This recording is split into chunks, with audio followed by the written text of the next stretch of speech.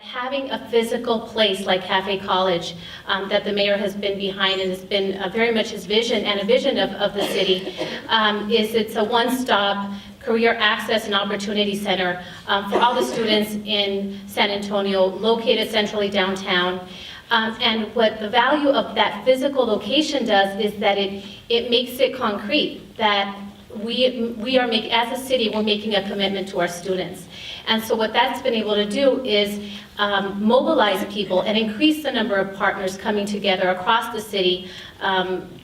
Many of you are maybe connected with initiatives in your own areas in terms of having collaborative student aid Saturdays where we increase awareness of the student aid opportunities, collaborating with our ISDs to have financial aid classes. And as you notice from the film, the student to counselor ratio and what that is. And so we need as many champions, as many advocates, as many supporters and adults and peers for our students to be able to help them navigate through these University systems. Crossroads was started in 1988, and actually it was just a handful of colleges that came together that are based in the area, and we decided there was something that needed to be done to help.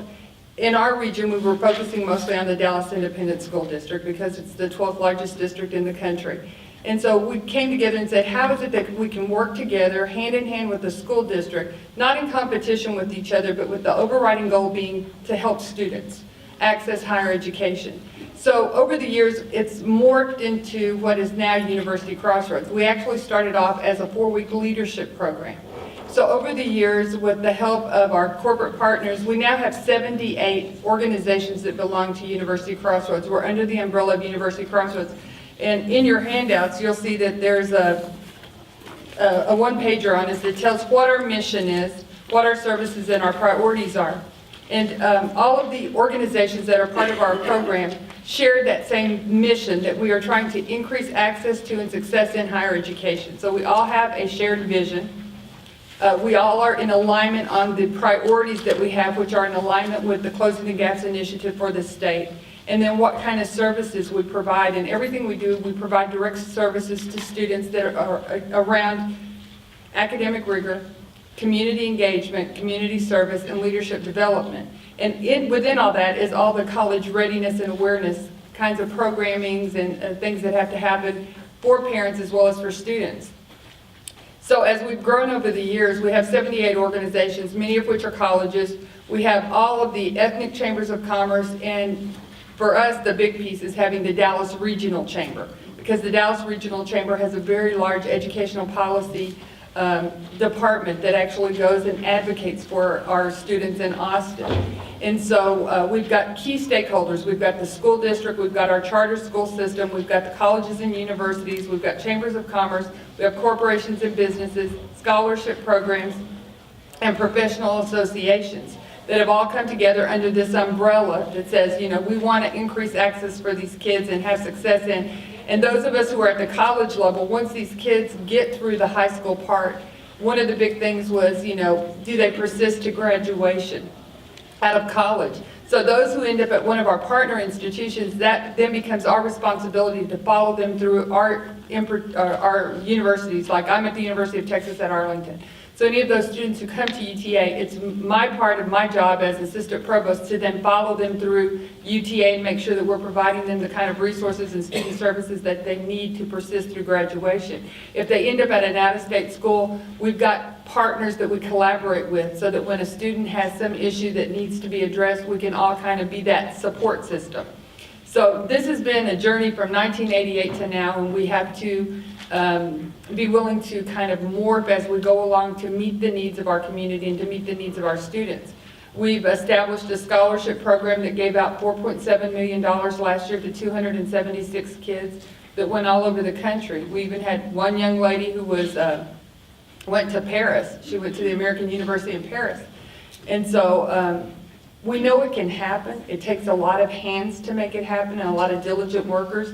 All of our partners are people that have committed resources, whether it be financial resources or in-kind resources in the form of manual labor, people giving their time, energy, different things like that. None of the partners that we have charge for any of the services that we provide to students.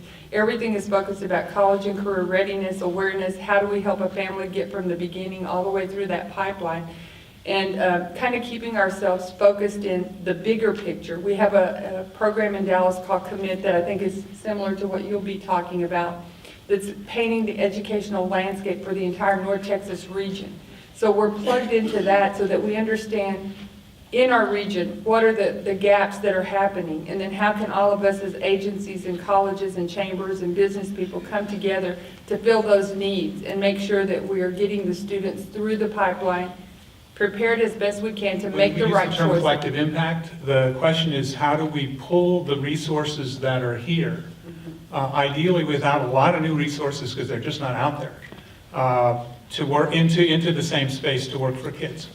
And we are following a framework from Cincinnati, developed in Cincinnati, now moving across the country. San Antonio, Dallas, the Valley have similar organizations. And we've translated that work into 5 fundamental principles. First, we say you got to gather the village. Or for those people who don't like that language, we say the multi-stakeholder leadership group. And we say that's got to happen at a CEO level. Not because we don't believe in grassroots work, but because you got to have clout and sustainability. 2, we say we've got to do the work. It's an elephant that we're going to eat a bite at a time, but we got to take it on cradle to career. It is very important to focus on high school and opportunities around high school, but we know that pipeline starts with too few kids ready for school, too few 3rd graders ready in reading and math for middle school, and so on. So we say cradle to career is principle number 2, that constant thinking and planning. 3rd, working with data constantly and developing the kinds of databases about our kids that will give us the flashlight. We use that term, the flashlight, not the hammer. Data to improve, not to prove. But with data, then the rest of the system can work. 4, and maybe the secret sauce, is when we move a community to a point of strategizing around work for kids, we introduce continuous improvement processes. And what that means simply is plan for scaling, plan for least cost opportunities, and pick the indicators to follow from this point to whenever, so that the improvement trend line goes from this to this. Scale and sustainability are the critical issues. And then finally, with reports and community involvement, we say you've got to wrap it in a kind of accountability. But accountability that's shared, business, nonprofit, community groups, civic government, parents, accountability shared by everybody, but then differentiated in the way the responsibility is picked up. So that kind of package, it's long-term work. I was asked not long ago, when will we see our first results? And I said, if it's working, probably no earlier than 5 years from now. If it's working, it should be going 10 years, 20 years from now. The next superintendent of HISD shouldn't have to come in and slay all the dragons and get rid of the crappy programs and just bring us the good ones. We should be able to welcome that person and say the community is working in these areas and we can show you very positive trend lines, and we're going to stay with them because we've got the whole village working on them. Plenty of work for you to do, but we're going to make this happen. Yeah, with what we've done, what we're beginning to do in the Department of Neighborhoods, it's not just look at it K through 12, but because I work with our Volunteer Initiatives Office, our Citizens Assistance Office, which basically is like a case management arm for residents in the city, and other divisions like Anti-Gang and the Office for People with Disabilities, we're able to also look at it from a family perspective and from a community perspective. Whether that is how the community and different stakeholders in the community can be engaged, can support, can echo some of our same some of the same things that Bob and Houston A Plus and the Houston Endowment are trying to do through education and workforce sectors, but to also allow us to look at it from how we can work with other organizations in the community in these different ways. And one just quick example that I'll give, and it's something something that I think ties some of the full resources of the city to what Bob is looking at doing specifically with All Kids Alliance, is that the way that we use technology and the type of data that we have in the city, I think is a tremendous resource that we're not utilizing to full capacity. That there's a lot of socio-demographic data that we have. There's a lot of great systems that can can process data, that can map data, that can allow the city to be a platform and really a hub for how groups like All Kids Alliance can say, okay, well look, the city, they've got all this information, this data, we don't have to spin our wheels or find grants to get that. They can focus on their work. And so I feel like there's a new space that we can kind of work in with this Department of Neighborhoods, being able to focus on these issues and being able to support the good things that are already happening in the Started off city. with really a lot of colleges and the school district. And then we realized, as everyone has talked about, key stakeholders are going to be a lot of your community partners, your corporations who are going to need an educated workforce, but how do we engage them in the process? And it's not just a matter of them actually adopting the school, but it's how are they going to be actively engaged with those students and share knowledge that they have. So we've had different programs through our chambers of commerce, especially the Dallas Regional Chamber. We have what's called e-mentoring, where corporations can actually be paired, an individual from a corporation can be paired with a student. And it's almost like having a best buddy or a big brother or something, but it's electronically done. And then they'll meet sometime during the year. But for example, if there's a person who's in finance, and then you've got these kids who are maybe attending a magnet school or interested in financing, there's a pairing system that they do with these corporate partners and students. And then eventually during the year, they'll meet during a principal for a day and different kinds of functions that we have. But there are a lot of opportunities now that use electronic and social media to connect students with our corporate partners and other people in the community so that that can happen. With regard to like the parent engagement, that's always been a struggle for us, and it still continues to be a struggle, and trying to find different ways to make parents feel comfortable. I know it was mentioned in the film about language barriers, and you know, Spanish of course is one of the biggest language barriers, but we have a lot of students from lots of different countries who speak so many different languages. And a lot of them have cultural,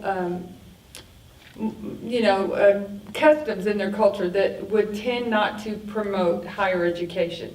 And so it's having to acculturate them into the United States and understanding what America is and the whole idea about why college is so important, and then also engaging them in the process, because they'll say, well, I don't know how to help my child.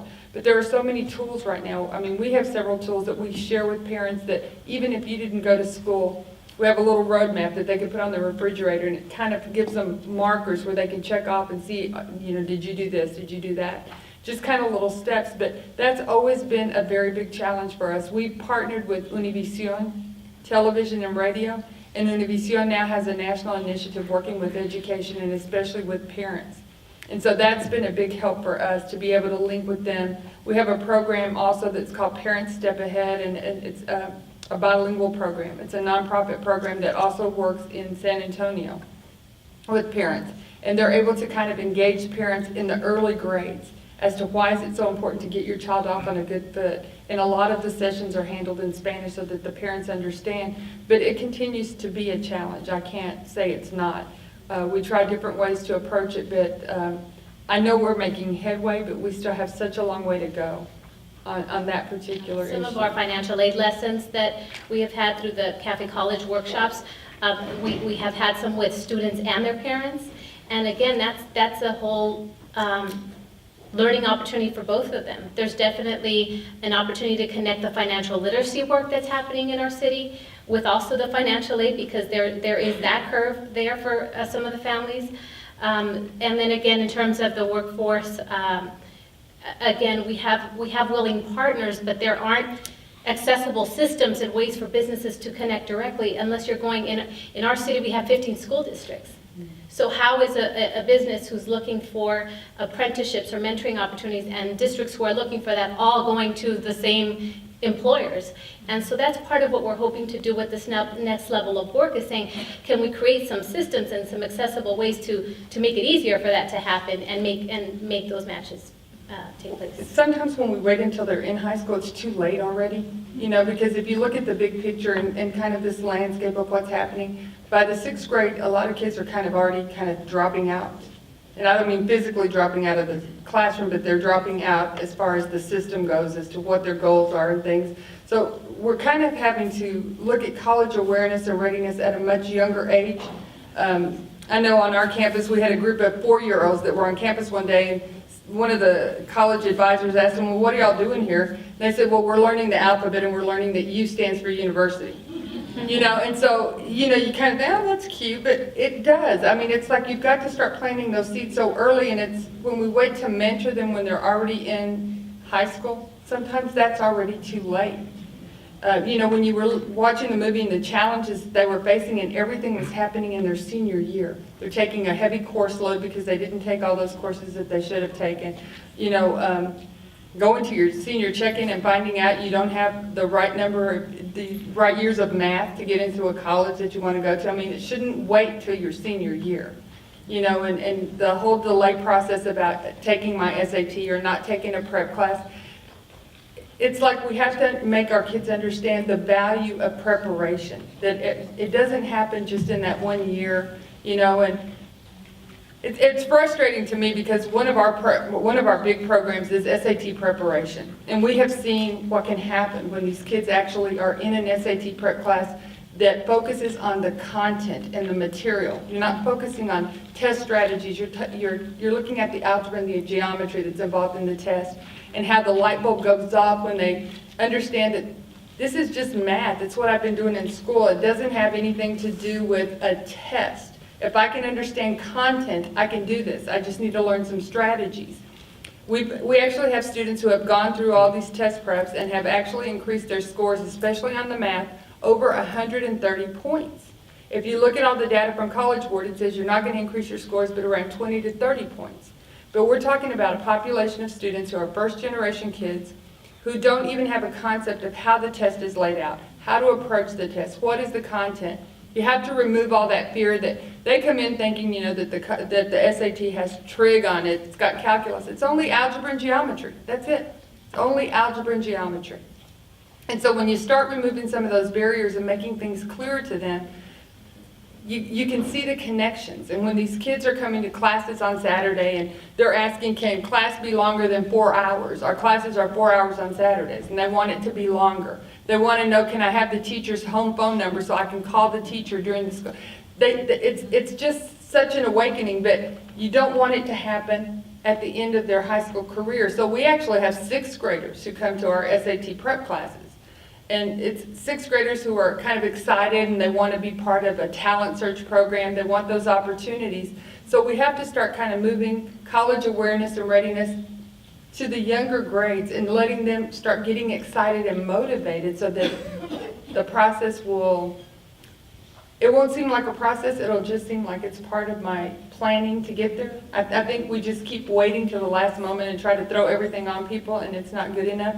When I was listening to some of the college advisors, I thought, really, that's the advice you're giving people, you know? I mean, it was a little bit, it's frustrating, you know, because you think these kids don't know what to ask you. Do you have any questions for me? Well, no. I don't know what to ask you. How am I going to know what to say? So it's frustrating, and you don't want to put the blame on anyone. That's why I'm saying we all have our part to play. So for us, having 78 organizations that are faith-based, colleges, chambers of commerce, businesses, everybody coming together under one umbrella with the same mission that we're going to increase access and success in higher education. What can the Dallas Urban Debate Alliance bring to these kids that is a skill that's going to be successful? What can these SAT prep classes do? What can everybody do to play a piece in this puzzle that's going to get the kids through this pipeline, as he said, from cradle to career? That's what it's all about. When it comes to kids getting in trouble with the law, I think there's a very high correlation with having trouble in school early on. And I would just say, to frame the urgency of this, as Michele said, it doesn't start in high school. It starts much earlier. In Texas and in Greater Houston, fewer than half of our kids are really doing reading and math at a level of readiness in the 3rd grade to be successful in 4th grade. Fewer than half our kids. That's how early it starts. And so if they, and just to put some specifics to this, we track the commended scores under the old tax test as opposed to just meeting standard. It's going to be level 3 under the STAR. I mean, we can talk about this if you want, but we have reason to believe that the readiness levels are considerably higher than what the state of Texas calls met standard or passing. And with that in mind, fewer than half of our kids are falling behind in reading and math at the 3rd grade level. And it doesn't get any better for them. As one of those 10 percenters, telling my story and connecting, you don't know where parts of your story might strike someone and what that might connect them to do.